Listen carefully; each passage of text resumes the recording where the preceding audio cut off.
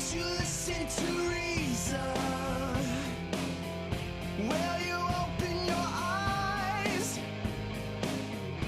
It's a wonder what you'll find with an open mind. You may be surprised. Yeah, gotta get away from this illusion for the sake of the world. This delusion, it's gotta go.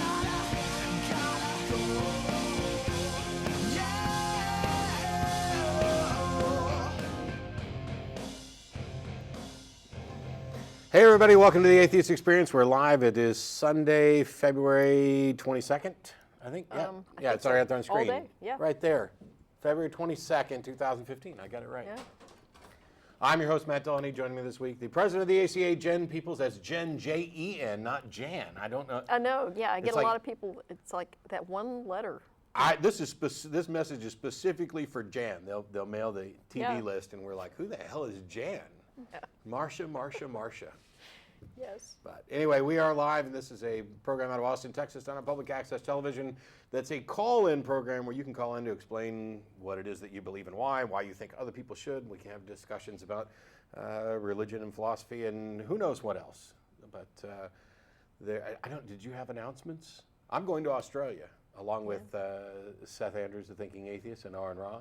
Well, some of us are going to be at the Texas Secular Convention next I am weekend. also at the Texas Secular Convention, although I will only be there like Friday evening and Sunday morning, because Saturday is the Austin Magic Auction, and I have to go Yes.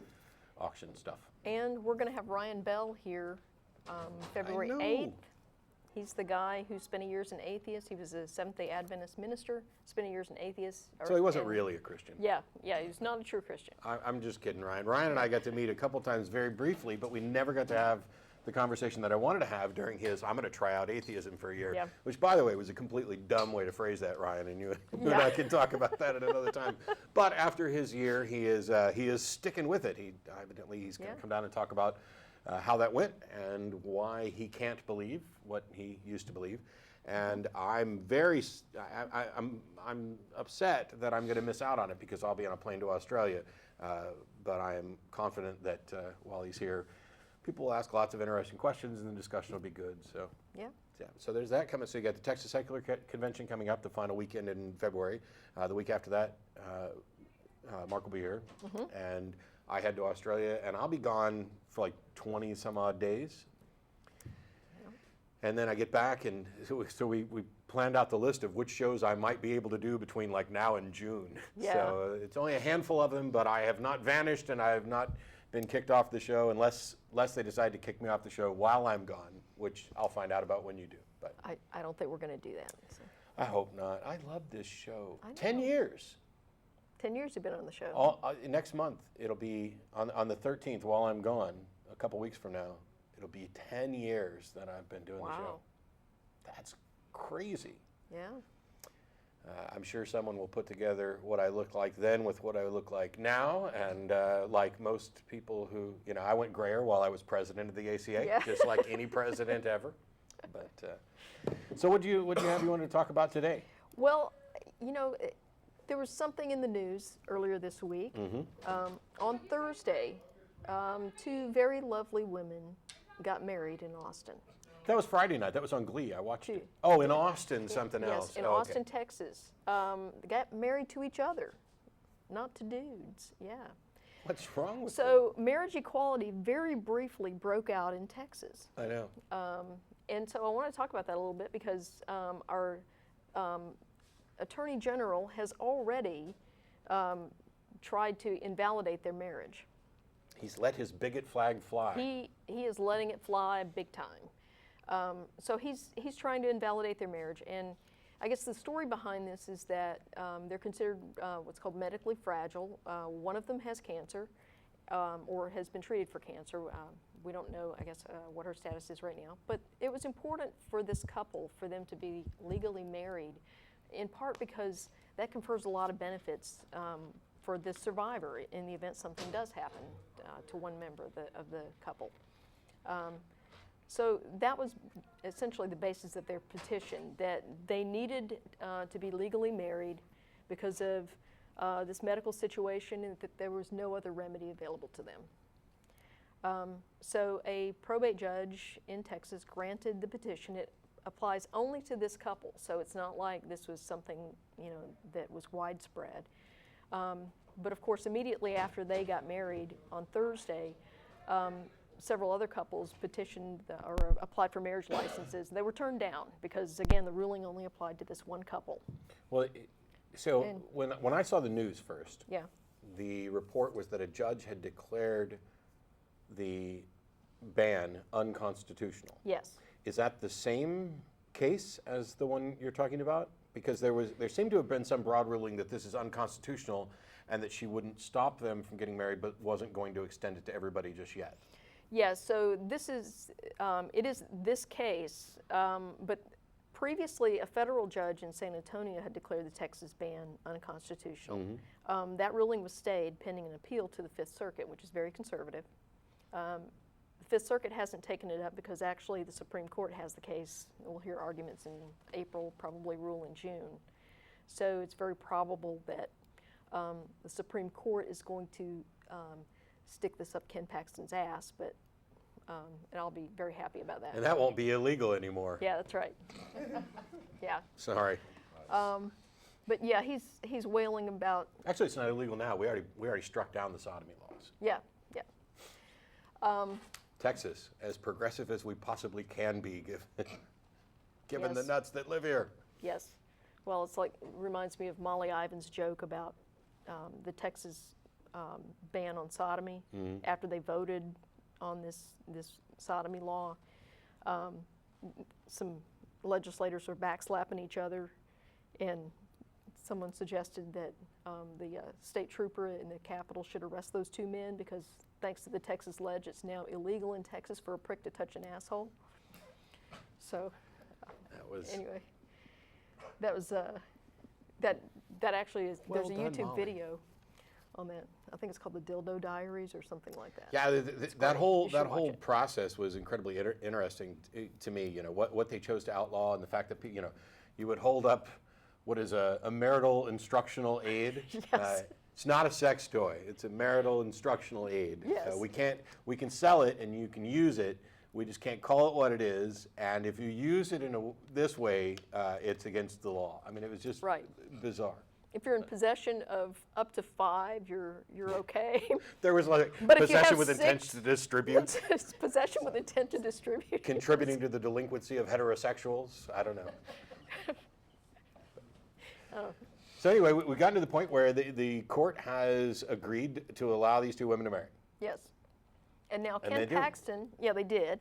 Now, this couple's been together for 31 years. Okay, they have 2 children. Both of them are the children's legal parents. They adopted these girls from China. One adopted, then, because the rules are that one of them has to adopt, and then when you get the kid back, then you have to have the other party adopt them as a second parent. Mm-hmm. So they're both these children's legal parents. So, it's not like this is, I guess, some, spur of the moment thing. These women have been together for a long time. But of course, Ken Paxton is rushing to defend traditional marriage by preventing other couples from getting married and trying to void the marriage of these 2 women. And the reason he's doing this is that he's actually one of these conservative Christians who thinks that, marriage is one man, one woman. Mm-hmm. Unless you divorce your first spouse, and then you can get, well, actually, I don't know if he believes that or not, but. Yeah, I don't know. I know one thing that he talked about was that he was protecting the will of Texans. Right. The Texans had decided that marriage was one man, one woman, and he needed to protect their will. And that sort of reasoning would have also prevented interracial marriage, Right. or the elimination of slavery. I mean, it was the will of people to Right. keep owning slaves. So never mind what that court has to say. Until people vote to voluntarily give up slavery, or allow interracial couples to marry, or allow same-sex couples to marry, we're stuck. Obviously, the law doesn't work that way, and it's a shame that we have an attorney general who seems to think that that's the case. Right. We have an attorney general who seems to think that's the case. We have a governor who seems to think that's the case. We have a lieutenant governor who thinks that's the case. and far too many legislators, because actually there's a bill before both houses of the Texas Ledge right now. I'll read the Senate version of it to you. Basically, it says that government may not burden an individual's or religious organization's freedom of religion or right to act or refuse to act in a manner motivated by a sincerely held religious belief, unless the government proves that the burden is in furtherance of a compelling governmental interest and is the least restrictive means of furthering that interest. For purposes of this subsection, the term burden includes indirect burdens such as withholding benefits, assessing penalties, and denying access to facilities or programs. So in other words, if somebody is getting some kind of government contract or benefit, and they decide that their religious beliefs prevent them from serving a certain subset of the population, then this bill would prevent the government from withholding state or federal benefits, well, state benefits anyway, because of a business's discriminatory practices. In other words, it would be a disaster. Chaos will ensue because people will invoke religious beliefs to deny service or whatever to anyone. This reminds me, this is following a very similar path to abortion. Yeah. In that there's a segment of the population that wants something to be or remain illegal. Right. And they keep losing because people around them are eminently more reasonable and fair and caring. Right. And so then they start not creating laws that are specifically subversive or directly subversive to what they want Right. To eliminate, but are indirectly, having requiring doctors The to have trap admitting laws, rights, the yeah. trap laws, and things like that. Yeah. And now they're doing the same thing with regard to marriage equality. I hope the ways in which this particular law could be used, I am incredibly optimistic will actually backfire. Because I mean, Yeah. this is something like, right now, if you own like a flower shop that's where you service the community, you can't deny service to same-sex couples. Right. Because you have a publicly, or if you have a venue, and it's Right. open to everybody, then it has to be open to everybody who can legally marry. This is what a lot of people say, nope, no gay marriages here. Nope, I'm not going to do this for that. I'm cautiously optimistic that even with this law, there'll be enough people that are like, well, yeah, absolutely. You want to give me money for a service, and your marriage is just as likely to last as my ex-stepmother's did, so why not? What difference does it make to me who's getting married? I'm hopeful that there are enough people that this doesn't end up having much impact, but it could. Yeah. And it's the type of law that, if it's on the books, we need to scrub it, and we certainly shouldn't be having them added. But this is an example of why when you see a lot of laws or rulings at the Supreme Court level that end up having the effect of extending liberty to everyone, this is why a lot of those have Texas somewhere in there. It's because Texas has a history of overreaching on things like this. This law is blatantly unconstitutional. It does not pass muster, okay? No way this survives. And it's too vague. I mean, so they did is. They did this before when they went to kind of define marriage. They defined it in a way that nobody could be married. Right, yes. The Texas ban on gay marriage, actually, if you read the letter of the law, it actually bans marriage in Texas, but, anyway. But yeah, I think this is the sort of thing that results in a Supreme Court decision that, puts an end to all of this kind of nonsense. But you would think that just a simple reading of the Constitution would be enough, but apparently it isn't. So we almost and very briefly had marriage equality in Texas, and we will again. We will again. This is inevitable. I mean, I've said before that this is now a race to see which state is so backward and Bible bent and bigoted that they're the last ones, And I thought it was going to be Mississippi, but I was wrong. Yeah. I don't think Mississippi will. I think now.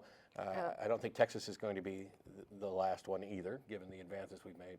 It'd be cool if it was like some random northern state that nobody suspected. But what's more likely going to happen is that this is going to, we've reached a tipping point where we're, over the 50% stage now. And then there'll be a U.S. Supreme Court case that just makes it the law of the land. And then rather than having one state be embarrassed for being last, there'll be like a collection of states that are only moderately embarrassed for not acting fast enough. Right. Yeah. The last 13. Yeah. Even Alabama is in the 37 that allows it. I mean, come on, guys. I'm from Alabama, by the way. Alabama. Yeah. I could get married in Birmingham, but I can't get married in Austin. There's something wrong with that. Soon. Yes. All right. So let's go to calls. We're going to move on to calls real quick here. Randy in Chicago, thanks for waiting. No problem. Thanks. Happy anniversary on the 10 years. And oh, thanks. Boy, you must be getting old, huh? I must be. Jen and Matt, it's a pleasure to finally speak to you. I've listened to you guys for years. So I have a real quick question because it sounds like you have some BS on the line. I recently came across a school of thought, philosophical position called theological non-cognitivism. Yeah. Or it's also known as, okay, so you've heard of it. Yeah, Massimo Pigliucci is an advocate of this. And who's that again? I'm sorry? Massimo Pigliucci. Okay. Who I'm probably butchering his name just a little bit, but come on now. Okay, so you're familiar with it. Well, I'm just curious, what are your thoughts? I find it very intellectually satisfying. I think it's crap. I don't want to approach it as a cop-out to atheism. I think atheism is valid and has practical or utilitarian purposes, but philosophically, I find it very intellectually stimulating. That's so strange. I mean, I say it's strange because you use the word cop-out, which is exactly what I think it is, and then you simultaneously think that you're okay with atheism. I don't know why we would need another label for this, and so theological non-cognitivism also encompasses atheism and agnosticism, and it's this contention that the God prospect or the God concept isn't a concept at all because it isn't well defined, and so this extends to being one really can't have a position on this, and I think it is an unnecessary avoidance of the issue for a number of reasons, not the least of which is that you could use this for many different claims, and all you're really doing is avoiding having a conversation about what those claims are and whether or not they're rationally justified. And so, for example, love. Love is that term is used to define as a label for so many different things that one could say, well, it's used so broadly that now it's meaningless. Well, yeah, if you only look at it at that level, but if you look at it at a more distinct level, it's very clear that people have concepts of God and that these concepts are different. The Zeus concept is different from the Ra concept, which is different from the Yahweh concept, and so there is something there that allows us to distinguish between them, and that means automatically that the theological non-cognitivism is wrong. It's a cop-out. Because am I misunderstanding it then? Is it saying that nothing can be said about? Because I maybe I misunderstood it. I thought maybe it was more of a generalized way of saying it. Certainly, there are people who have a very clear. So I'm wondering what good it is.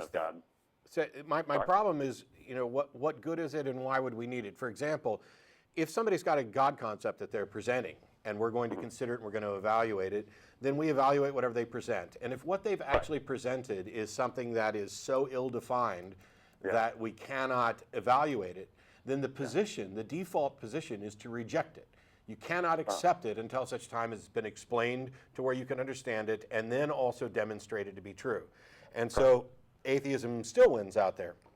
I don't know what we get by saying, oh, there's so many different uses for God that and none of them are clearly defined, that we just can't talk about it when we clearly do, and billions of people talk about it and believe or don't believe. Yeah, I certainly agree with you on that. Okay, Jen, did you have any feelings on that?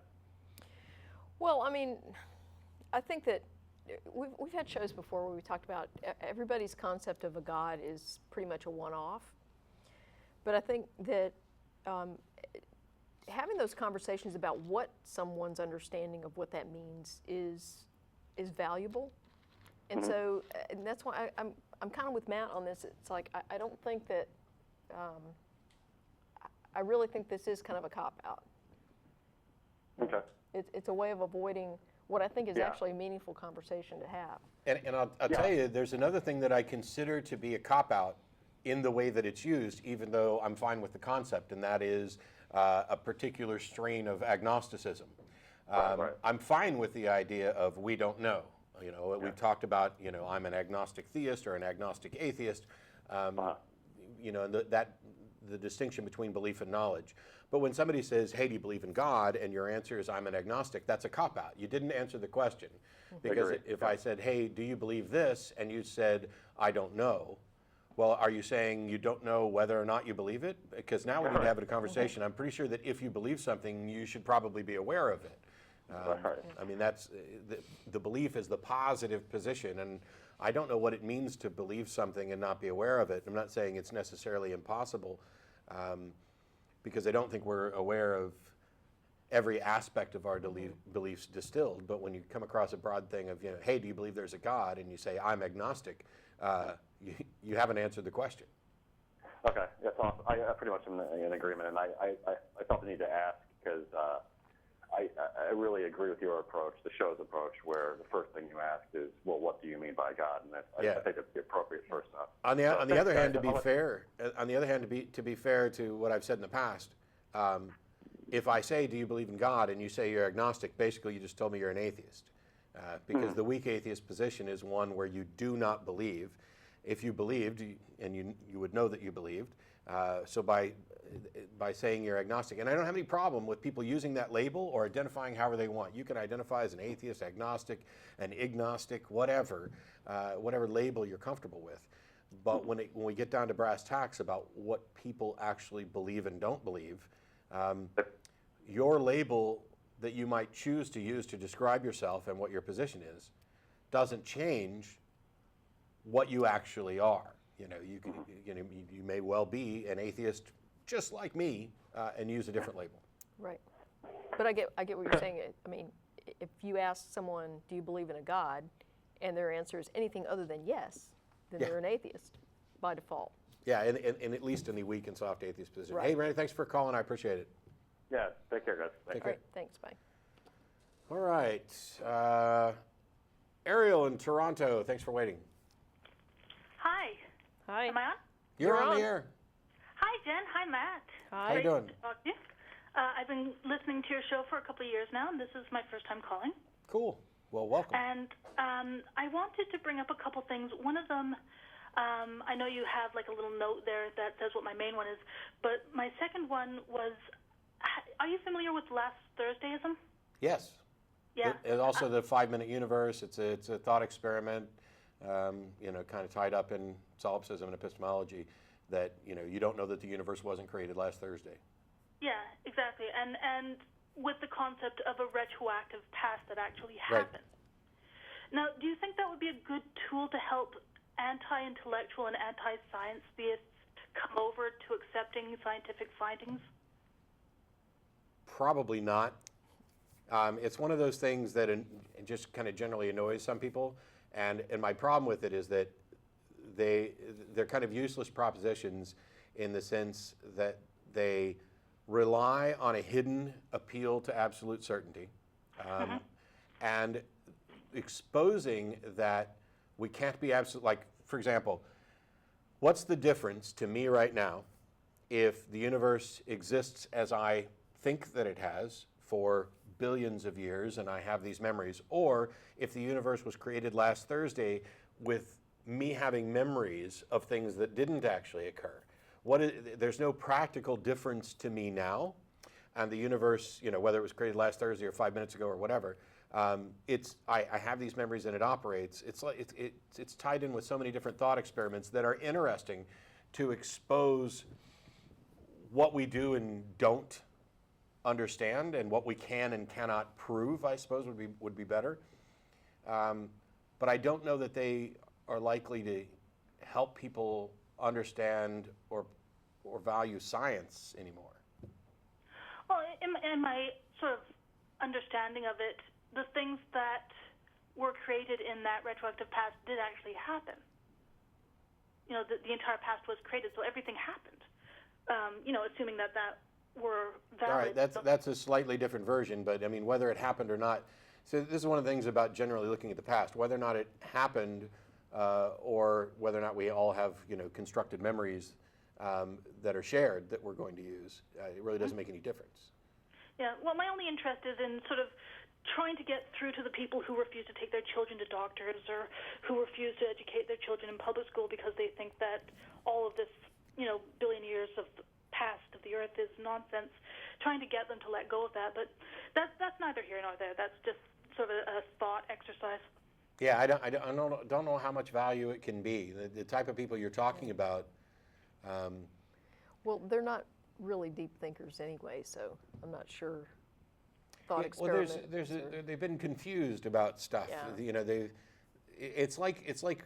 Well, I think the more important thing to do when we talk about science is that there's a contingent of people who have it in their head that science is constantly changing, and that means that it's unreliable.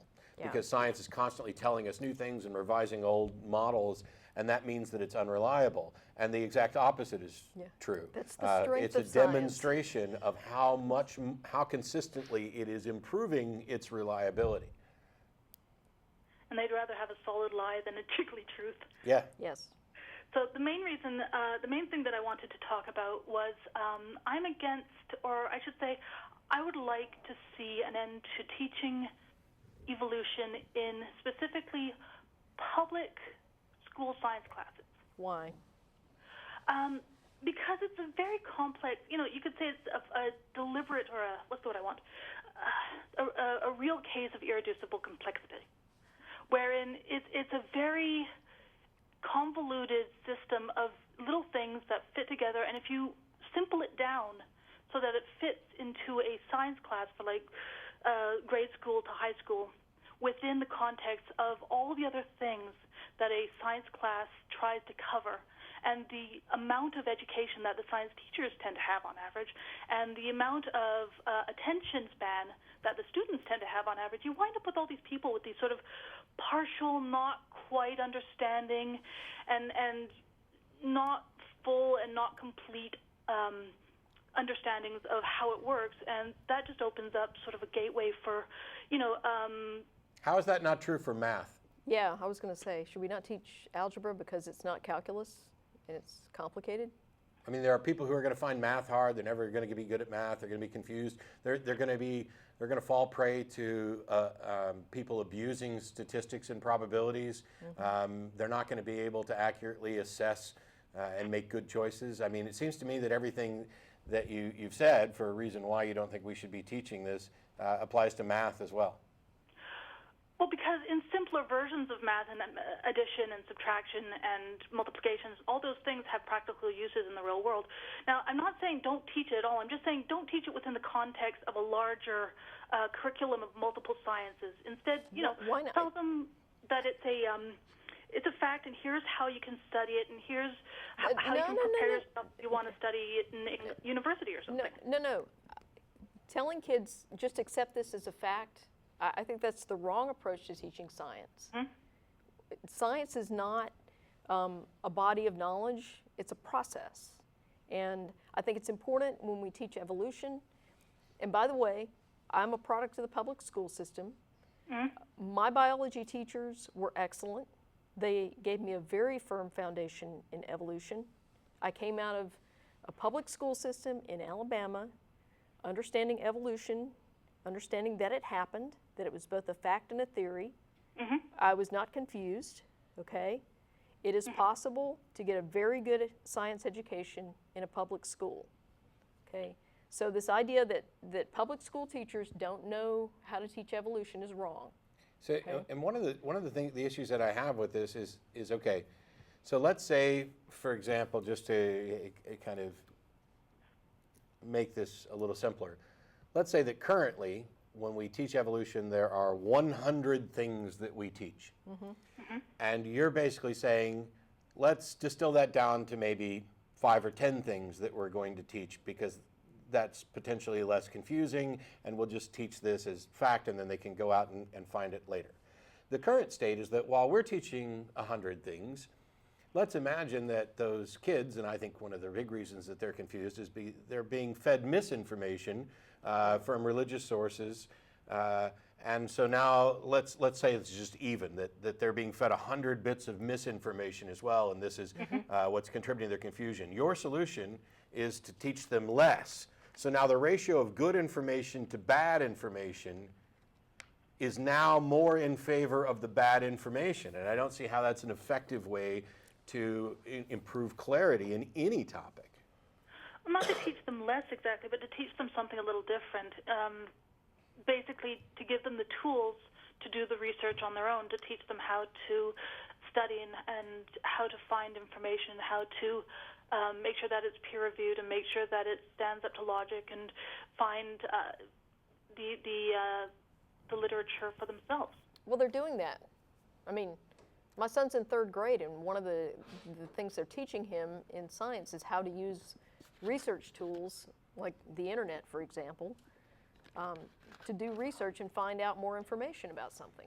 I mean, if you take 4th and 5th graders and explain to them, I mean, even take something like Richard Dawkins' book, The Magic of Reality, which is about teaching evolution to younger kids, and Aaron Ra is doing some of this as well, producing educational material. I think that giving them an understanding of the subject has to happen before you say, here's what peer review is, and here's where you can go find other resources, and you can on your own determine what you think is peer reviewed and what's not. I mean, I think that when we teach people, we should strive for clarity, we should strive for robustness, and I don't know how you can give them the tools that you want to give them without teaching this. I don't even know how you can teach biology without teaching what we currently do. Yeah, this is like the cornerstone of biology. How do you not teach evolution and still teach biology? I suppose there's been changes to the school system since I was in it. Like we didn't have the internet, for instance, and we didn't have the internet when I was in school either. But me neither. Yeah, I had been to several schools in the local system here, and I just didn't feel like the teachers really knew what they were teaching. Well, there's a lot of things going on with teachers, and we see it in Texas as well, where there are teachers who don't accept evolution and won't teach it, even with it in the curriculum and in the requirements. There are others who want to sneak or smuggle in the bad information alongside it.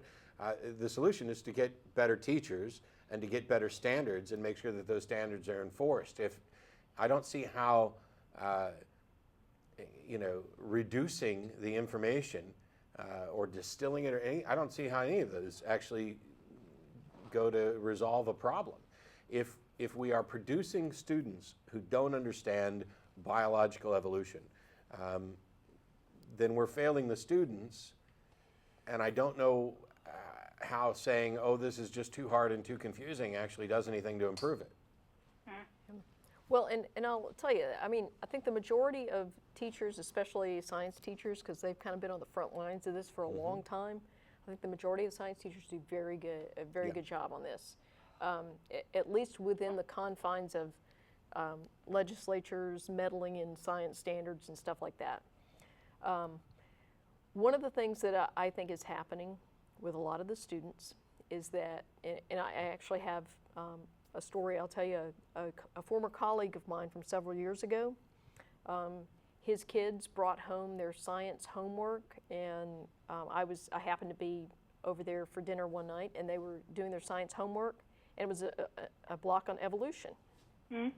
And the kid was doing his evolution homework, and his mother was sitting over him, actively undermining what the school was teaching him. And she said, okay, you have to put that answer down to get an A on the quiz, but this is what we really believe. And she would spout off some intelligent design crap, okay? So I think that's a lot of what's happening in some of the school systems, is that you have parents or other people actively undermining what's being taught to the kids in school. So, if they're confused, it's probably not coming from the school. It's coming from outside the school. And that's something that we can't. That's why I brought up that example of the amount of good information to bad information and the ratio. It's something we're not going to fix with less good information.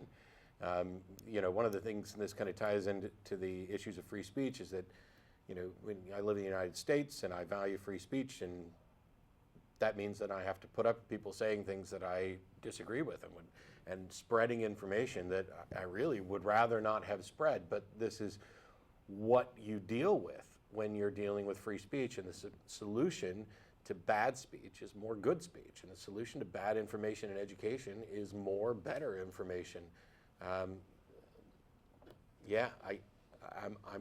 unmoved on this particular issue, I guess. So you wouldn't think that instead of teaching this small sort of simplified segment, to teach it in a separate class as a larger and fuller segment would be a better idea? Well, I don't know that, first of all, that's not happening. I don't know that. So like my wife's got a master's in microbiology, and she's a microbiologist because she loved studying genetics in high school. I mean, so we have experts at developing curriculum, and if they were a little less undermined by agenda-driven school boards, I'm looking at you, Texas. Yes. They would be able to produce curriculum that does a really good job of educating students. When you're in second grade, you learn this stuff. You're not doing, genetic crossbreeding experiments in second grade. You're learning the basics of biology, and you move forward and you progress. But this is all, encompassed in one long string of building on what you learned last year. So I'm all for more electives in high school that cover more things in detail. If our current standards aren't doing a good job of covering advanced genetic theories, advanced genetic ideas, and you have students that are wanting to take this and have an interest in it, then we should have those electives and give them even more of a head start before they go on to college. We shouldn't have to have a bunch of students who have been undereducated and then they get to college. What college is going to start, given your proposed kind of reduced thing in side classes, if they don't have the requisite information, how are they going to get accepted to universities to expand this? Oh, it's what you're suggesting with making it an elective is not that much different from what I was thinking. I think you definitely have a better idea there. I'm not advocating making evolution an elective. Not evolution period, but the sort of full version of it. Okay, let me settle this right now. What are the standards right now? What are they teaching that you think should change? I feel like when I was in school, and this was 20-odd years ago, the portion of the class on evolution was relatively short, and I had. What are they doing now? You know what? I don't have kids. I do not know. Okay, so one of the things I'd say, and I'm not saying this to be a dick, but it will sound dickish, is I don't understand how someone can criticize and come up with a proposed solution to a problem that they don't know anything about and may or may not exist. Just based on the number of people I see coming out of schools with these weird, warped ideas of how it works. So there are people coming out of schools with weird, warped ideas, and you've reached the conclusion that this is because teachers aren't doing a good job and this is too complicated and difficult. It's not too difficult. It's just too much to cover in that short period. How did you reach that conclusion? That's the question. How did you eliminate the possibility that the reason these people are confused is because there are people who are actively working to undermine this? I don't think that they're actively working to undermine it, but... You don't think religion is actively working to undermine the education? Oh, those people. Okay, yeah, no, I thought you meant the teachers. No, I completely agree there, too. What I'm saying is that based on what you've said, you don't have enough information to reach a conclusion about the problem or what the proposed solution would be. Because it's like saying if the information you're basing it on is speculation and personal impressions from what you experienced 20 some odd years ago, which isn't indicative. Your school isn't indicative of every school in Canada or the U.S. or anywhere else. I think you've managed to lead yourself astray a little bit, and probably the best thing to do is to go in and dig into what the actual standards are, find out what's being taught, find out where the potential problems are, because it could very well be the case that you have insight from 20 years ago, that you have some special insight just in and of yourself that allows you to come up with a viable solution to this. But what you propose so far, I'm not down with it. All right. Cool. Thanks for the call. Thank you. Thanks. Bye. Let's take Richard's call next, since it seems to be more on topic than. Sure. Also, as a reminder, once the show's over, we get together and go to dinner. I'm sure they'll put the address thingy up there at El Arroyo at 5th and Campbell. But we'll go to Richard in Atlanta. Thanks for waiting. Hey, Matt. Hey, Jen. Hey. Hey, can you hear me okay? I can hear you fine. All right. Okay. I asked a question, and it seemed to me that the church claims to have a monopoly on the concept, or at least the word marriage. They'd sure like to. Yeah, they want to. And they if don't. you think about it, the marriage ceremony and the vows, it's all very religious, even if you have a secular ceremony. And maybe what we need is to have a more secular concept of legal union, So, of shared goods. So who issues a marriage license? Yeah, and I was thinking that if same-sex marriage became fully legal across the USA, would you be okay with a church to still deny same-sex couples? Yes. Of course. They would see it as Of part of their course. faith. yes, Of course. absolutely. That's called the First so Amendment. Perhaps should the word marriage be left in the realms of the church? No. No, and it's not in the realm of the church now, which gets Yeah. to Jen's first question. Who issues the marriage license? Well, see, there we go again. He's saying a marriage license. Yes. Yes. Marriage being, certainly as the church think of it, as No. one of the No. seven See, here's the sacraments. thing. Who issues the marriage The license? church is trying to claim a monopoly on marriage, and that's like me trying to claim a monopoly on Coca-Cola just because I drink it. Okay?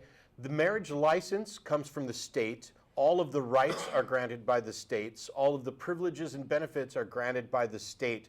A church, all churches, are completely irrelevant to the only version of marriage that matters and that anybody actually cares about, and that is what the state recognizes. The church is trying to claim that this is in their purview, but it's not. Just because we allow ministers to sign marriage license, it is still coming from the state. Then I think that's half the problem, is because there's a confusion of the word marriage. You're saying the state issues a marriage license, but traditionally, throughout centuries of history, a marriage has been certainly, it's been exclusively in the realm of the church. No, that's a narrative the church would like to present, but in fact, religion is a relative latecomer to the whole marriage business. And while I'm somebody who generally likes to clear up confusion wherever possible, this is an area where, to the extent that there is confusion, too damn bad. Yeah.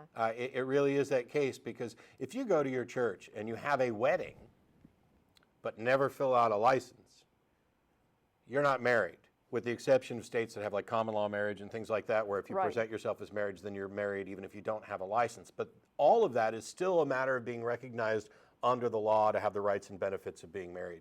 A church does not grant you any rights of marriage at all.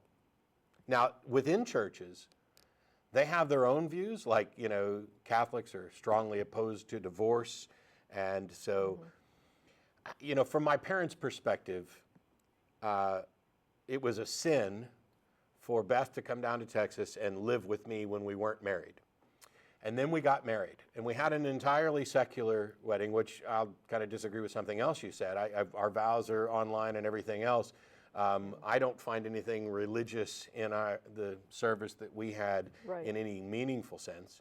But we were married, and even if we wouldn't have actually filled out a marriage certificate to be legally married, I think all of our parents would have been just as okay with us, now they're married. Yeah. But because we have a license, it's a little stronger, now we're married. But they could still object and say, well, you weren't married before God and you weren't married in a church. And while that's their personal take on what a real marriage is, it has no value in the grand scheme of things, because I can be married in front of, in the mind of God, and unless the state of Texas recognizes it, my wife's still not getting any benefits, and it does me no good. It reminds me the Mormons they're famous for baptizing people posthumously. I mean, even Mitt Romney and his wife, they baptized her atheist, I think it was her atheist father. Yeah, I think so. So after he died as a lifelong atheist, they made him a Mormon. And John Fugelsang had this bit that he wrote that I don't know where it went, but I heard him talk about it the other day, where they were going to baptize Mitt Romney into the Church of Satanism and posthumously gay marry him. Just to kind of show the absurdity of this, of, you took an atheist and you made him a Mormon after he died. It doesn't change what he was. It doesn't change anything at all. This is a fiction that's going on in their head, and they're doing the same thing with marriage. All right. I'm just thinking, could you see any benefit at all then in letting the church keep the word marriage, the word wedding, and have a legal union? Why would I let somebody keep something that they don't currently have? Well, they claim they have it, and so? that's the confusion. I am now the president of Coca-Cola, and I own all rights to Coca-Cola. I know. Why don't we just let all gay people have marriage? Yeah. And everybody else can just have, a civil union or domestic partnership or something like that. We'll claim the title marriage. The only Nobody people else who gets the marriage label are same-sex couples. We've sullied it already just by doing it. Well, just let everyone have the legal union under the state. That's what we're talking about, civil marriage. It's called marriage in the law. Yeah.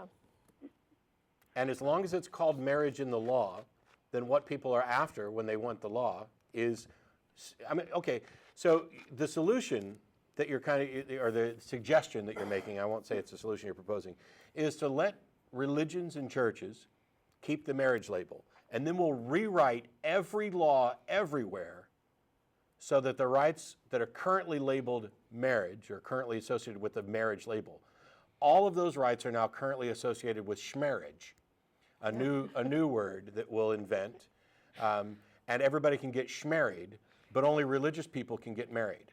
Why should we go around changing every law everywhere to accommodate someone who has no legal right to exclusivity when it comes to that term? Because I think it would help same-sex marriage or legal union proceed, because... No, it wouldn't. I think it would. No, okay, the so thing you is, think rewriting all the laws... I had this conversation with somebody on Facebook just the other day, okay? Changing a term doesn't make a difference because the term is not what they object to. They object to the concept. People that are against marriage equality, they're not against it because it's called marriage. They're against it because they don't want gay people to have the same gay couples to have the same legal status as straight couples. That's it. They don't want gay people to be able to get married. And it's actually the concept they object to. It's not the term. I have a different view on that. I don't think people object to same-sex marriages because they don't want two people to have the same legal rights as a man and a woman in a marriage. Oh, really? I think they object to it on religious grounds because they're calling it marriage, and the church believes it has a monopoly on that term. Yes. Well, then let's move away from English then. I mean, if we're going to get so pedantic that we're talking about they're really objecting about an English label, this is the absurdity I was talking about rewriting every law on the book everywhere to accommodate religion. Fuck them, I'm not doing it. Yeah, they can change the term if they want to. They could call it holy matrimony. Yeah. Everybody that is Christian and they want to engage in holy matrimony, have at it. But this idea that what they're objecting to is what people call themselves, because that term is theirs, is not only absurd, it's false. That term is not theirs. It's a matter of law. I don't care how much they think it is. But bottom line, though, you say that if same-sex marriage was legal throughout the whole USA, you would have no problem with a church, an individual church or churches, from restricting its version of marriage to opposite sex. Have you actually read the First Amendment to the Constitution? No, I haven't. Okay, well, yeah, that's in the First Amendment. So yeah, we'd have no objection to that, because saying that everyone should be allowed to marry is not the same as saying every religion has an obligation to marry everybody who comes in the door. Right now, if you're a Catholic church can deny a Protestant couple the right to perform their wedding ceremony in that Catholic church. Oh, I know that. And they can, okay, but they can't deny them the right to marry in any other circumstances. I mean, it just doesn't work that way. So, of course, when we talk about marriage equality and allowing everybody to get married, we're talking about legal marriage. I don't give a rat's ass if every church on the planet refuses to marry gay couples. That's an issue for the churches. That's not what we're after. We're after this marriage equality with regard to rights and respect and treatment under the law. And I can tell you that when you look at this, like, for example, I have family members who are opposed to gay marriage. They're not opposed to just the term. It is an abomination for man. They're opposed to the fact that these people are attracted to each other and having sex at all. And their view is that this is God's nation legitimizing a union that God has pronounced as being an abomination. If you think this is about a label, you have no idea what these fundamentalists are actually complaining about. Homosexuality is an abomination according to the Bible. It is a sin. It is one of the most intimately disgusting things to fundamentalists. And the fact that these people exist already pisses them off. The fact that they're out there having their gay love pisses them off. And the fact that they want their gay love to be legitimized by one nation under God just drives fundamentalists nuts. And it makes me giggle every time because they're going to lose. And I'm not going to rewrite or advocate rewriting every law that's on the books. They've already lost even before they started, and they just don't know it. I think you're probably right, but I think it will be an easier process if we were to make it a legal distinction and a quite clear distinction. It is a legal distinction. A religious marriage and a secular marriage. It's already a legal distinction. Yeah, and it's already a legal distinction. I mean, the laws exist with regard to marriage, and the distinction is already there. But if you think it's easier to rewrite every law, let me tell you something about a law that's on the books. And I hear this all the time, and it's a good opportunity to correct it. The Constitution of the state of Texas has in it this idea that you cannot run for or hold public office unless you believe in God. That law will always be there. Apart from rewriting the Texas state constitution, it will stay there. Now, there are a couple ways that you render that law toothless. One of them is you pass an amendment in the state of Texas that says, hey, this language up here, even though it will stay there forever, is null and void. Okay? And there are a lot of people who are desperate for us to push forward legislation to render that language null and void. We don't have to, because the United States Supreme Court has already ruled repeatedly that that language is null and void in every single state. You can run for office no matter what the Texas state or any state constitution says about believing in God. You can run, and you should run. Get out there and run. Don't let people tell you that you can't run. But should we spend time and money and effort repealing a toothless law for the sake of making some people more comfortable or symbolism? Ultimately, it'd be nice if it went away, but it is not. First of all, it's not going to happen. If you put this up for a vote in Texas, it's not going to pass yet. We're not at a state where the majority of Texans are going to pass, the mega majority of Texans are going to pass an amendment. It just won't. And what you do then, by attempting to change legislation when you can't, is you set bad precedents and add to the confusion. Yeah. And the process of changing the law is costly and time-consuming. And I would rather have courts make decisions, people make votes. Marriage equality is sweeping across the nation. We are past the tipping point. It's just a matter of time. I would rather spend the money and the time in advancing good laws and doing the job of governing the country than doing the job of rewriting all the laws so that some minute portion of a religious population might possibly feel more comfortable with schmarriage. I think it's more than a minute, but I take your point. All right, I know you've got other callers to get to. I just want to make one other point. You made a comment about agnostics earlier, which I disagree with. I know we don't have time to debate it, but as I see it, I like to think of myself as an agnostic. As I see it, the difference between an atheist and an agnostic is that whereas an atheist doesn't believe in God and is resigned to the fact there is no God, an agnostic doesn't believe in God but wants to believe in God. And Well, okay, so first of all, I don't know what you mean by resigned, but so you're saying that agnostics want to believe? agnostics want to believe in God. Okay. I wish, I won't do this because we've found out that it's a bad idea. I would almost be willing to take your email address so that all the other people who identify as agnostics could write to you to tell you that, whether or not they actually want to believe, because I don't find in the definition or usage of the term agnostic anything at all about what people want to believe. Meanwhile, to the extent that an agnostic might want to believe, that might also be true of an atheist.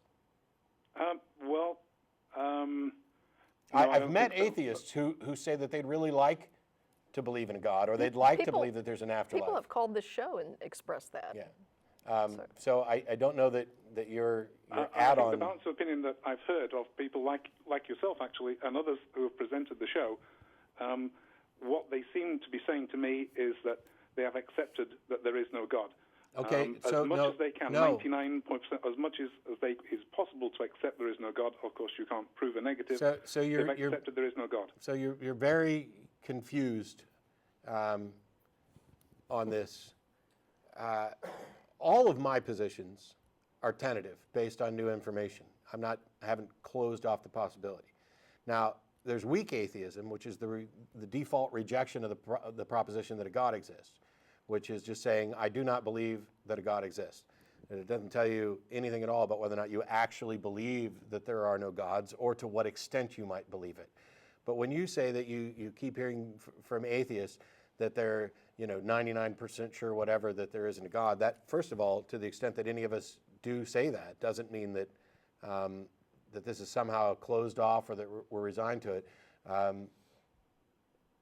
It's just, this is what our assessment of the situation is. Yeah, forgive me if I'm wrong, but that's what I thought you were saying. I think it was yourself who said that you were as sure as it's possible to be sure that there is no God. And from what I took that to mean you were resigned to I don't know position. where I said that, because that, considering how very specific I am in making sure that I explain this almost every time it comes up, I don't know where I might have said this. Now, Dawkins, on a scale of 7, puts himself at like a 6.9 on believing that there are no gods.